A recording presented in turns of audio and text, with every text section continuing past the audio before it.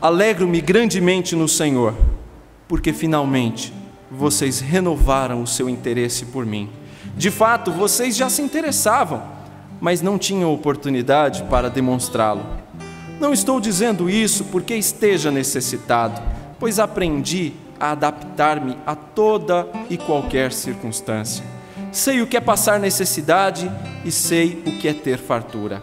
Aprendi o segredo de viver contente em toda e qualquer situação, seja bem alimentado, seja com fome, tendo muito ou passando necessidade, tudo posso naquele que me fortalece. Apesar disso, vocês fizeram bem em participar de minhas tribulações. Como vocês sabem, filipenses, nos seus primeiros dias no Evangelho, quando parti da Macedônia, nenhuma igreja partilhou comigo no que se refere a dar e receber, exceto vocês. Pois estando eu em Tessalônica, vocês me mandaram ajuda, não apenas uma vez, mas duas, quando tive necessidade. Não que eu esteja procurando ofertas, mas o que pode ser creditado na conta de vocês. Recebi tudo, e o que tenho é mais que suficiente. Estou amplamente suprido.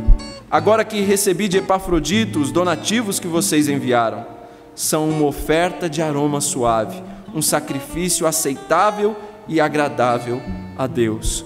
O meu Deus suprirá todas as necessidades de vocês, de acordo com as suas gloriosas riquezas em Cristo Jesus. A nosso Deus e Pai seja a glória para todos sempre. Amém. Saúdem a todos os santos em Cristo Jesus. Os irmãos que estão comigo enviam saudações. Todos os santos lhes enviam saudações, especialmente os que estão no palácio de César. A graça do Senhor Jesus Cristo seja com o espírito de vocês. Amém. Irmãos, eu quero começar essa mensagem lendo uma carta que eu recebi do reverendo Marco Mota e da sua esposa Lau. Ambos são missionários presbiterianos que a nossa igreja tem apoiado e que tem trabalhado em solo africano, em um local onde cerca de 97% das pessoas, 97% da população religiosa do local onde eles estão é composta por muçulmanos. 2% são integrantes de seitas diversas e aproximadamente 1% são evangélicos, cristãos genuínos. A carta diz assim: caro pastor Ediano, muito obrigado pelo apoio da sua igreja. Nossa família nunca vai esquecer o quanto fomos recebidos com tanto carinho. Gostaria que vocês estivessem orando pelo trabalho na cidade de Nijob. 97% da população é muçulmana. Algumas igrejas já tentaram abrir um trabalho lá, mas houve muita resistência. Deus nos abriu esta porta e estamos construindo o primeiro templo evangélico. Eu sei que vamos passar por muitas lutas lá, por isso peço as orações. Um grande abraço à sua querida família e igreja, Pastor Marco. Irmãos, todos os meses eu tenho recebido cartas e e-mails dos irmãos missionários, principalmente aqueles que são apoiados pela nossa igreja. E em muitas destas cartas há informações sobre as condições do trabalho, os desafios do campo, frutos colhidos, pedidos de oração e também agradecimentos. Isso também ocorre em alguma medida nesta carta que nós acabamos de ler do apóstolo Paulo, enviada aos Filipenses. Nós temos aqui o apóstolo Paulo escrevendo aos Filipenses por alguns motivos. Paulo escreve para corrigir alguns aspectos que mereciam reparos com relação à prática dos irmãos, mas em especial, Paulo escreve para agradecer. Agradecer a maneira como aqueles irmãos se envolveram com ele, agradecer a maneira como aqueles irmãos amaram, não só o apóstolo, mas o ministério dele, e contribuíram com ele, não só uma vez, não só 2, mas por muitas vezes, por um longo tempo, e não só de maneira esporádica, mas contínua, eles colaboraram com o ministério de Paulo, e por isso Paulo escreve com esse objetivo claro, de agradecer aos irmãos filipenses, assim como na carta que eu acabei de ler também do reverendo Marco Mota. Ele agradece à igreja, agradece o apoio. Irmãos, nessa carta de gratidão, nesta carta de alegria do apóstolo Paulo, nós retiramos importantes lições para a nossa vida. E nessa noite, as lições que nós extraímos daqui são relacionadas ao trabalho missionário. Paulo nos deixa aqui, nessa empolgante gratidão, alguns princípios do trabalho missionário. E o primeiro deles é que o trabalho missionário é um trabalho em grupo. Esse é o primeiro princípio que nos salta deste texto. O trabalho missionário não é um trabalho de um homem só, é um trabalho em grupo. O trabalho missionário não é feito somente por aquele que vai, ou seja, pelo missionário, mas ele é feito também por muitas outras pessoas que ficam. E isso não é assim desde os tempos recentes. Isso é assim há muito tempo. Isso é assim desde os tempos antigos, desde a época de Paulo, isso já era assim. Isso não é assim nos nossos dias, sempre foi assim. O trabalho é feito por aquele que vai e também por aqueles que ficam e apoiam.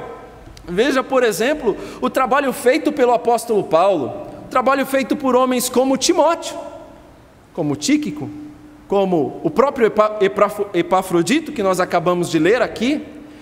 Esses homens só fizeram o que fizeram porque por trás deles estava a igreja de Filipos, apoiando, orando, intercedendo, incentivando e sustentando. O trabalho não foi feito só pelos apóstolos, só pelos missionários, mas foi feito por toda a igreja que estava envolvida juntamente com eles. A igreja esteve sempre sustentando esses homens. Paulo e todos os demais que eu mencionei eram missionários que estavam na linha de frente, mas na retaguarda vinha a igreja apoiando. O trabalho missionário é muito parecido com uma batalha. Uma batalha onde o missionário vai na linha de frente, mas na retaguarda vem a igreja. Numa batalha, há aqueles que planejam como irão guerrear, há aqueles que levam os suprimentos, alimentos, e que vão ali na retaguarda, e há aqueles que vão na linha de frente, com arma em punho. É assim também o trabalho missionário, é feito daqueles que vão, daqueles que estão na retaguarda, daqueles que planejam, daqueles que executam. Não é feito por um homem só, mas pelo um grupo. E a igreja deve estar sempre envolvida, assim como a igreja de Filipos estava profundamente envolvida com o trabalho missionário. A grande verdade, irmãos, é uma só, que todos nós fomos chamados para essa batalha, todos, sem exceção. Talvez você não tenha sido chamado para ser um missionário, mas para apoiar, para interceder, para sustentar. Nisto todos nós fazemos parte, sem exceção. Note aqui que todos nós somos missionários, contudo, alguns vão na linha de frente, outros na retaguarda, mas todos devem ir, todos devem participar. É essencial que haja um trabalho em conjunto para que a batalha seja vencida. A igreja ela precisa estar unida ao missionário o tempo todo. Ela não pode enviá-lo e deixar lá. Note que por diversas vezes os irmãos se preocupavam com o missionário Paulo. Eles não só enviaram ofertas para Paulo. Paulo menciona as ofertas aqui, mas se nós lembrarmos um pouquinho o que vem antes e o que eu já falei aos irmãos, os irmãos vão se lembrar que eles também deram apoio espiritual a Paulo e até apoio físico de outros irmãos. Por exemplo, enviando o próprio Epafrodito para apoiar a Paulo no trabalho. Veja, o apoio da igreja não foi só enviando recursos, mas enviando também pessoas para estar junto com Paulo, ombreado ali, lutando na mesma batalha. Assim foi o apoio da igreja, um apoio espiritual, emocional e físico. Talvez um dos grandes problemas do trabalho missionário resida justamente nesse ponto, irmãos. Exatamente nesse ponto, onde muitas igrejas enviam um missionário e o abandonam lá com sua família e esquecem do missionário, esquecem do irmão. Nós precisamos participar da vida do missionário. A falta de contato, a falta de envolvimento da igreja com o missionário normalmente é o maior problema. Normalmente o missionário vai para o campo com a sua família e depois ninguém mais liga, ninguém mais escreve uma carta, sequer manda um e-mail e muitos ainda sequer colaboram enviando recursos para a manutenção do obreiro no campo. O primeiro princípio, irmãos, que nós temos nesse texto é que o trabalho missionário é um trabalho que não é feito por um homem só, mas por um grupo. É feito por todos nós, pelo missionário e pela igreja. Outro princípio que nos salta deste texto é que a igreja é responsável pelo missionário. Paulo se alegrava na participação dos irmãos. Ele disse no verso 14: vocês fizeram bem em participar das minhas tribulações. Vocês fizeram bem ao abraçar essa obra juntamente comigo. Vocês sabem, Filipenses, que desde os primeiros dias nesse trabalho, ninguém contribuiu comigo, senão vocês. Isso por diversas vezes. E Paulo reconhece isso e agradece. Irmãos, o princípio que nos salta daqui do texto é que a igreja é responsável pelo missionário. Normalmente é a igreja quem envia o missionário para o campo, e a igreja é responsável por esse missionário. E aqui a gente precisa lembrar de uma coisa: o missionário, ele não é um super-homem. Ele é um pecador, crente, como eu e como você. Ele também tem limitações físicas e espirituais, como eu e você tem. Só que eu e você, nós temos uma vantagem. Nós temos condições de sentar aqui e ouvir uma mensagem de um pastor que expõe fielmente as Escrituras e sermos edificados. Nós temos a vantagem de poder nos reunir de manhã na escola dominical e ter um servo ou uma serva de Deus que nos ensina a Bíblia na escola dominical. Mas no campo, normalmente não é assim. No campo, é o missionário que tem que fazer tudo isso, sem normalmente ter ninguém para encorajá-lo, para ensiná-lo. Ele conta somente, que aliás é o essencial apoio do Espírito Santo, que o fortalece e o reveste de forças. Mas veja, ele não tem as mesmas mordomias que nós temos, de poder sentar como vocês estão aí agora e ouvir uma mensagem, uma exposição das Escrituras. Esses são os desafios do trabalho missionário. Não estar no seu próprio país, ter a dificuldade de uma outra língua, são todos grandes desafios. E o missionário precisa de pessoas para encorajá-lo também, assim como nós precisamos. Nós também precisamos de irmãos ao lado para nos dar um apoio, para nos incentivar. Eles também precisam disso. É por isso que o reverendo Marco Mota, com frequência, tem aqui expressado a sua gratidão à igreja, porque ele tem dito que tem recebido daqui encorajamento de muitos irmãos que têm escrito para ele. Eu me alegro com isso, porque é necessário que os irmãos se envolvam nesse trabalho. É necessário que os irmãos apoiem, participem, junto com o missionário. Irmãos, envolvam-se. Se você não tem se envolvido ainda, envolva-se. Participe também nesse trabalho. Seja você também um missionário à distância, um missionário remoto, mas seja orando, seja escrevendo cartas ou e-mail, incentivando, apoiando, contribuindo, sustentando, mas seja também um missionário, ainda que à distância, seja um missionário. Constantemente nós recebemos informações do trabalho que é desempenhado pelos irmãos lá, do que está sendo desenvolvido, dos frutos colhidos, e nós nos alegramos muito com tudo isso. Tudo isso é muito bom, irmãos. Temos mesmo que nos preocupar com a obra. É essencial preocupar como está o andamento do trabalho, observar como o trabalho está sendo realizado. É essencial se preocupar com o trabalho, mas é também essencial se preocupar com a vida, com a família do missionário. Nós não podemos nos preocupar só com a obra e esquecer do nosso irmão lá. O problema é que não é só a obra que deve ocupar a nossa mente, mas as pessoas, os missionários e seus familiares que ali estão envolvidos, eles precisam de ajuda também. O que Paulo destaca aqui é que a igreja o ajudou. A igreja de Filipos se preocupava com a obra que Paulo estava fazendo, mas se preocupava com a vida do apóstolo também. Não é à toa que eles enviaram o Epafrodito para estar com Paulo, apoiando Paulo.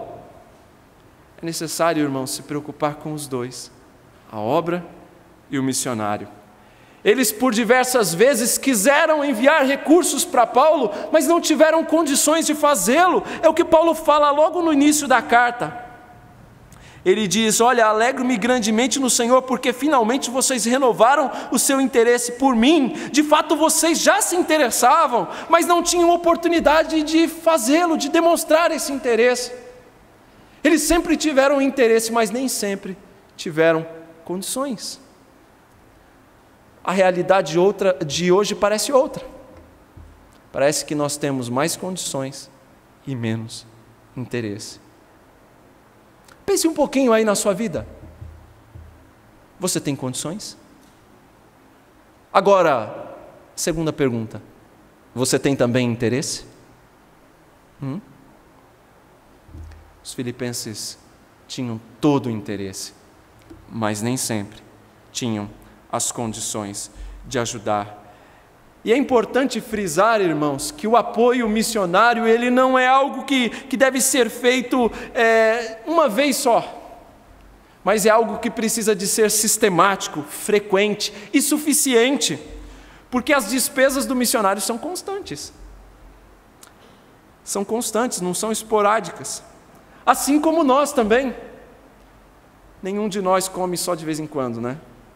A gente não se alimenta uma vez por mês, mas todos os dias, não é? Assim também, o missionário e a sua família lá no campo, eles desfrutam dessas mesmas necessidades que nós. Por isso, irmãos, assumamos um compromisso de auxiliar o trabalho missionário não uma vez por ano, não como aquele que diz: olha, pastor, esse ano eu já dei a minha oferta missionária e agora eu estou de consciência tranquila, não preciso mais me envolver com isso. Não é assim. Assuma o trabalho de participar com frequência. Seja assíduo também no tocante a isso.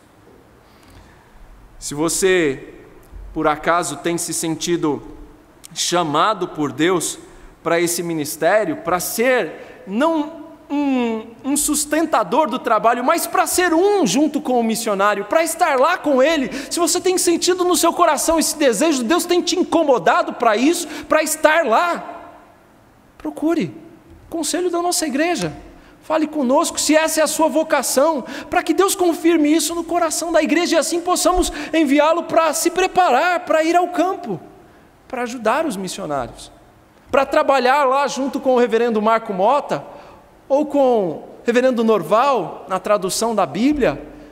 Se esse é o seu dom e você tem se sentido chamado para isso, faça, não contenha.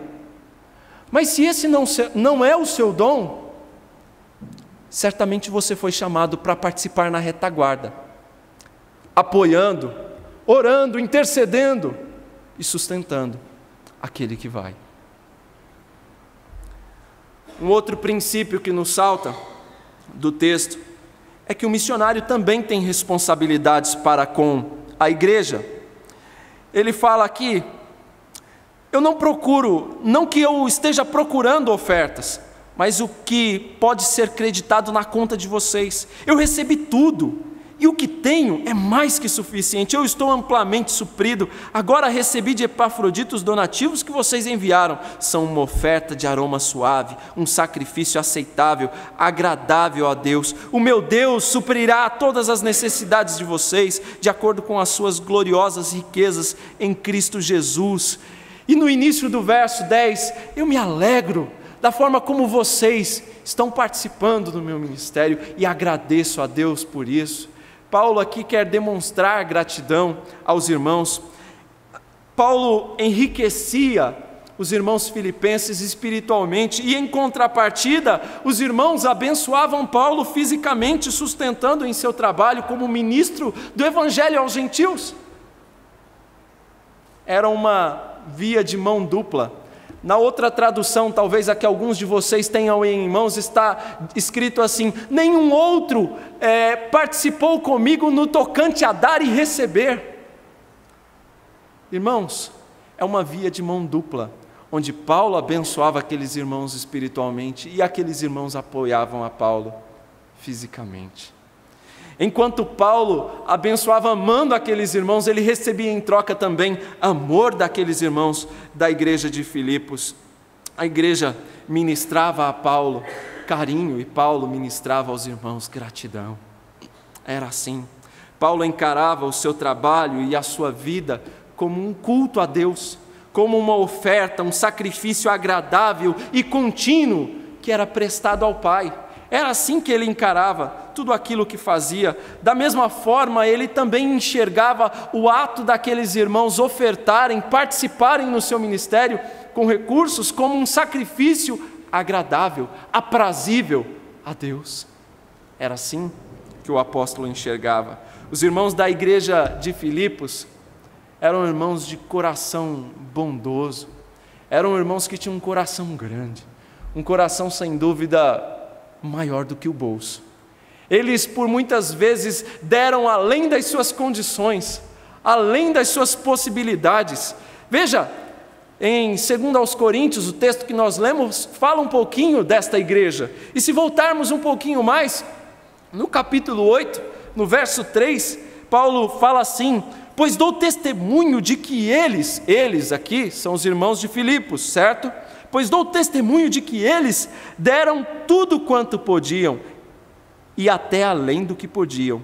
Por iniciativa própria, eles nos suplicaram insistentemente o privilégio de participar da assistência aos santos. E não somente fizeram o que esperavam, mas entregaram-se primeiramente a si mesmos ao Senhor, e depois a nós, pela vontade de Deus. Aqueles irmãos, embora pobres, estavam enriquecendo a muitos. Embora simples, sempre apoiaram. E não deram só recursos, mas deram de si mesmos. Doaram-se a si próprios. Entregaram-se corpo e alma no trabalho, em apoio a Paulo. Assim foi a igreja de Filipos. Consequentemente, irmãos, diante da bondade daqueles irmãos, Paulo retribui com profunda gratidão. Ele agradece àquela igreja. Ele sabia que Deus havia levantado aqueles irmãos para participar juntamente com ele nesse trabalho. Ele agradece os irmãos, mas em última análise, ele sabe que aquele que merece todo louvor é o próprio Deus. Ele sabe que aqueles irmãos foram os instrumentos levantados por Deus para abençoá-lo.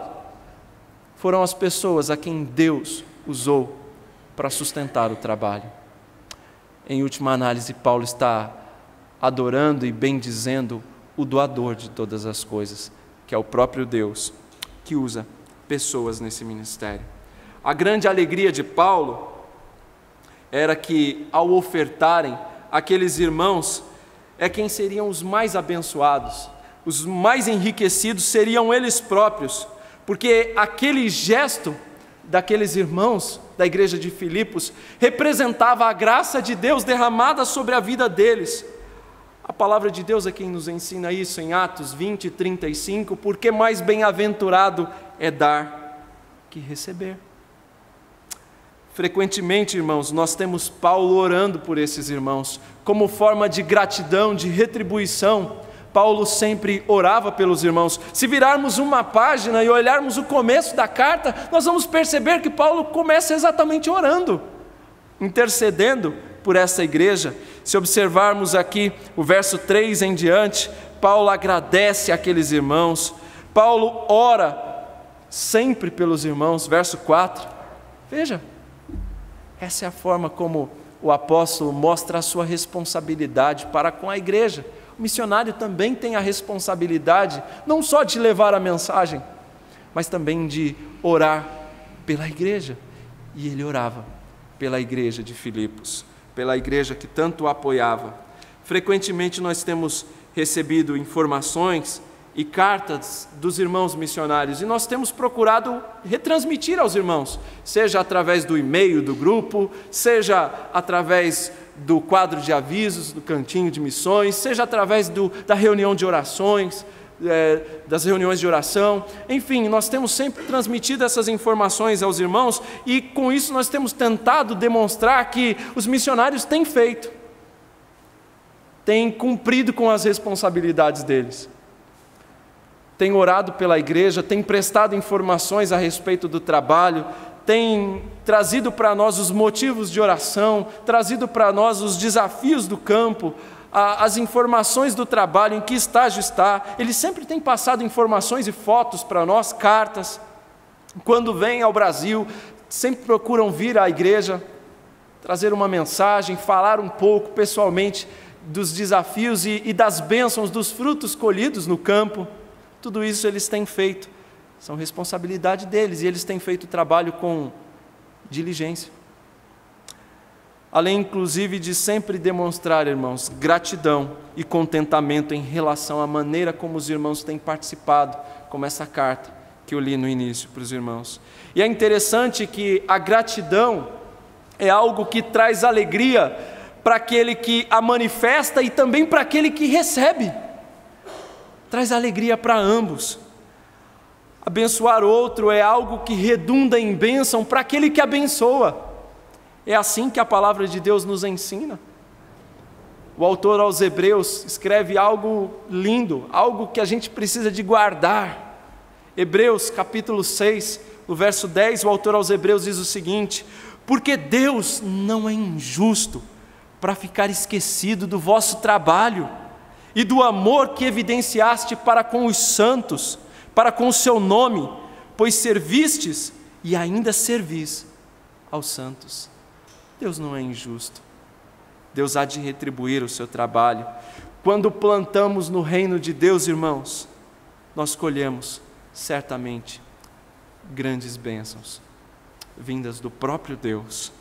Irmãos, hoje tem tantos aproveitadores da fé, tantos oportunistas, para não dizer aí vigaristas espirituais, propagando mentiras e se aproveitando das pessoas, que eu fico até receoso de tratar desse assunto.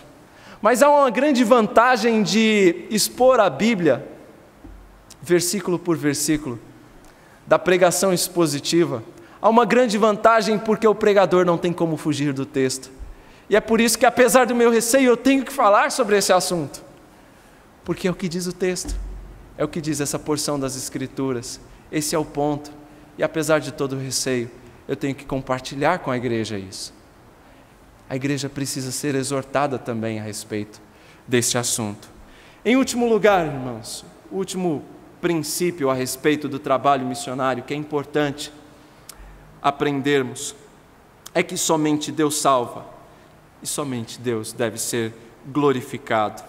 Ele diz no verso 19: o meu Deus suprirá todas as necessidades de vocês de acordo com as suas gloriosas riquezas em Cristo Jesus. A nosso Deus e Pai seja a glória para todos sempre. Amém. Saúdem a todos os santos em Cristo Jesus. Os irmãos que estão comigo enviam saudações.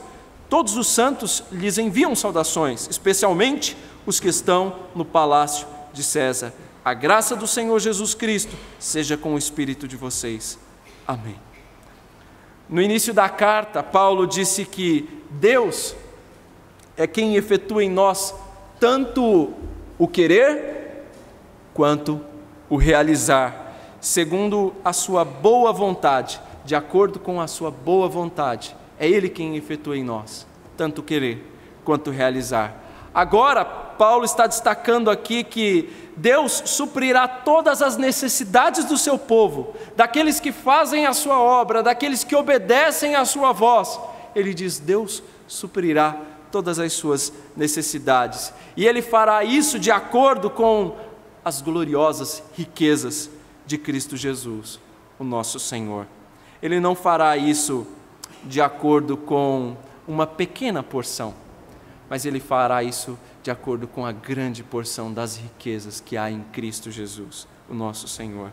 E Ele não fará isso porque somos especiais.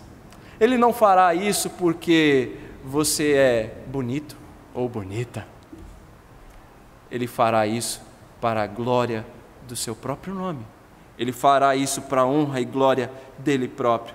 Irmãos, a glória de Deus deve ser o alvo das nossas vidas, deve ser o alvo de todos os irmãos. É isso que Paulo mostra aqui: ao nosso Deus e Pai seja a glória para todos sempre. A glória de Deus deve ser o grande objetivo de nossas vidas.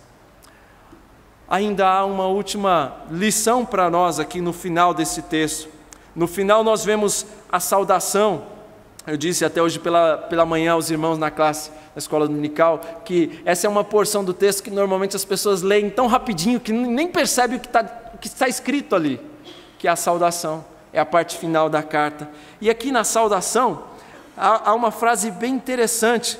Ele diz assim, no verso 22, todos os santos lhes enviam saudações, especialmente os que estão no palácio de César. Isso aqui, irmãos, serve para mostrar para nós que daquele lugar, que era um lugar difícil, um campo de opressão, um campo de dificuldades, que era a casa de César, o palácio de César, aquele campo difícil, Paulo enxergava como um campo missionário, um campo para ele pregar o Evangelho.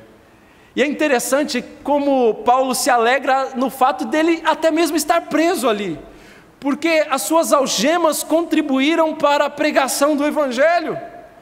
Eu tenho dito aos irmãos que foi graças às algemas de Paulo que a guarda pretoriana pôde ouvir a mensagem do Evangelho. De que outra maneira ele poderia testemunhar? Seria muito mais difícil. Mas preso todos os dias a um guarda, ele pôde testemunhar a Cristo. Paulo, enquanto estava preso, estava algemado com um guarda. Certo? Imaginem que cada guarda tivesse um turno de 8 horas. 3 guardas por dia ouviam a mensagem do Evangelho, porque estavam presos a Paulo e tinham que ouvir o apóstolo pregando o Evangelho o tempo todo. E dessa saudação nós extraímos aqui que o Evangelho foi conhecido e foi aceito pela guarda pretoriana, pelos da casa de César.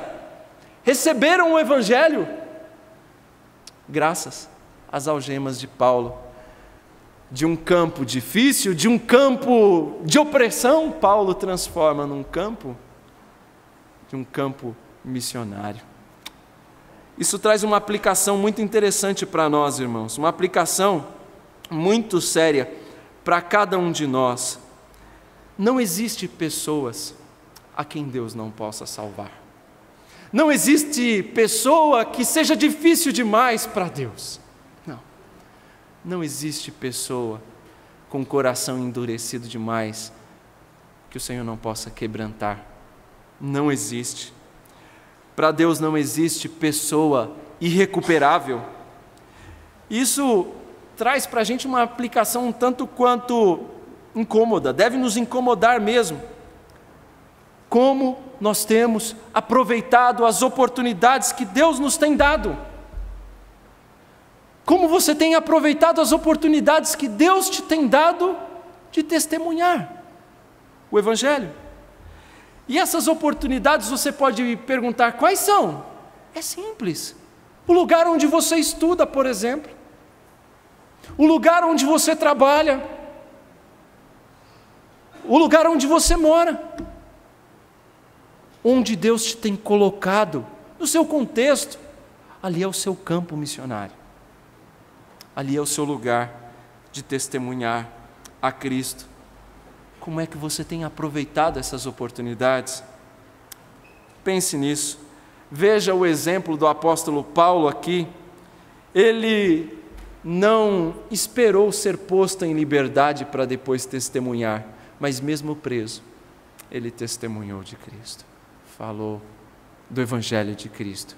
E o Evangelho de Cristo alcançou corações e salvou vidas.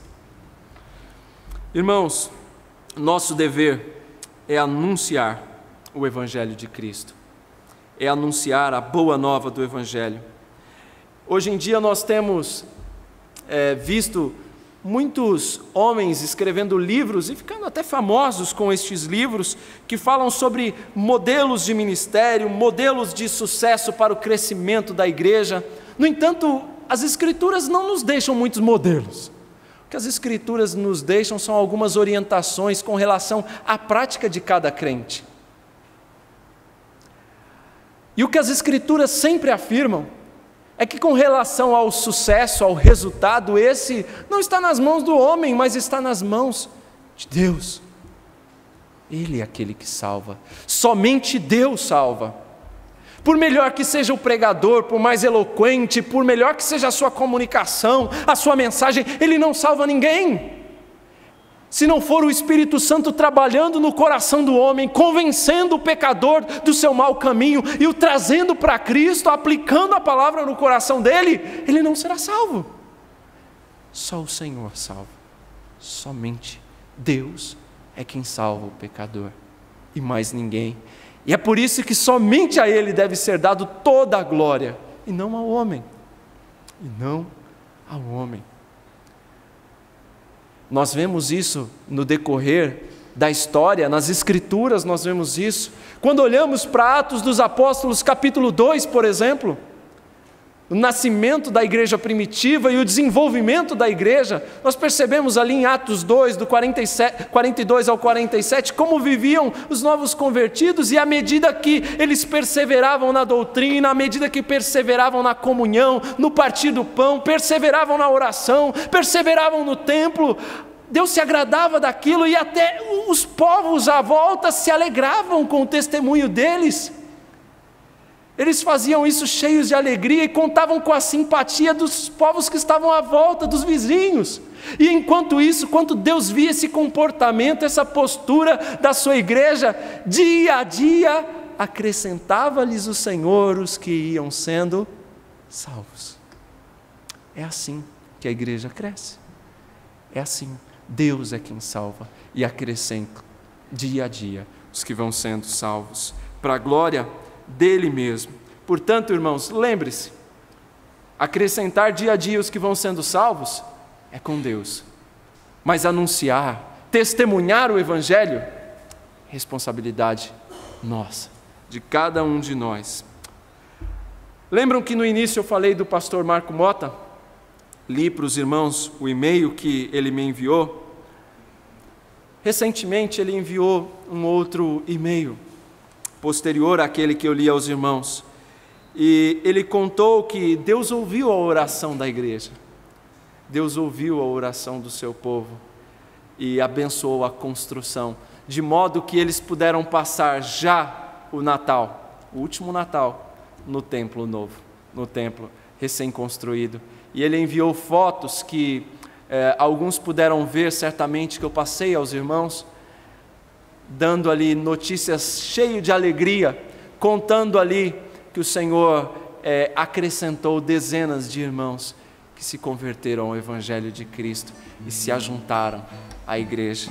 Ele mostra ali naquela carta a alegria dos irmãos em receber a Cristo, em se ajuntar ao povo de Deus.